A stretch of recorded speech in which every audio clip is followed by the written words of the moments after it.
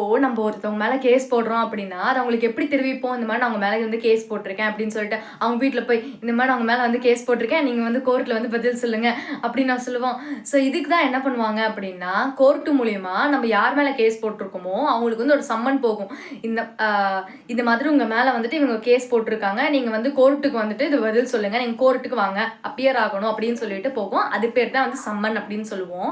அந்த சம்மன்ல என்னென்ன விஷயங்கள்லாம் இருக்கும்னா, ஃபர்ஸ்ட் கோர்ட்டோட நேம் இருக்கும், அப்புறம் கேஸ் நம்பர் வந்துட்டு இருக்கும், அதுக்கப்புறம் அந்த பர்சனுடைய நேமு அட்ரஸ், அதாவது நம்ம யாருக்கு அனுப்புறோமோ அவங்களுடைய நேமு அட்ரஸ் இருக்கும், அதுக்கப்புறம் கேஸ் டீட்டெயில்ஸ் இருக்கும். ஃபார் எக்ஸாம்பிள் இப்போ வந்துட்டு அவங்க வந்துட்டு திருடிட்டாங்க அப்படின்னு சொல்லி கேஸ் போட்டிருக்கோன்னு வச்சுக்கோங்களேன். இந்த மாதிரி இந்த பர்சன் நீங்க திருடிட்டீங்க அப்படின்னு சொல்லி உங்க மேல கேஸ் போட்டிருக்காங்க. ஸோ அந்த கேஸோட டீட்டெயில்ஸ் வந்துட்டு இருக்கும்.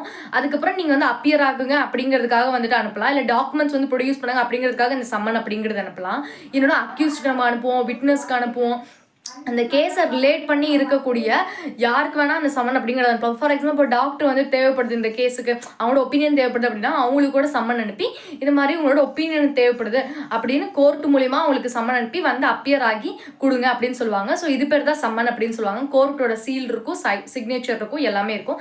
ஸோ இதுதான் வந்து சம்மன் அப்படின்னு சொல்லுவாங்க. இது மாதிரி நிறைய விஷயங்கள் தெரிஞ்சுக்கிறதுக்கு மறக்காம சேனலை சப்ஸ்கிரைப் பண்ணி வச்சுக்கோங்க.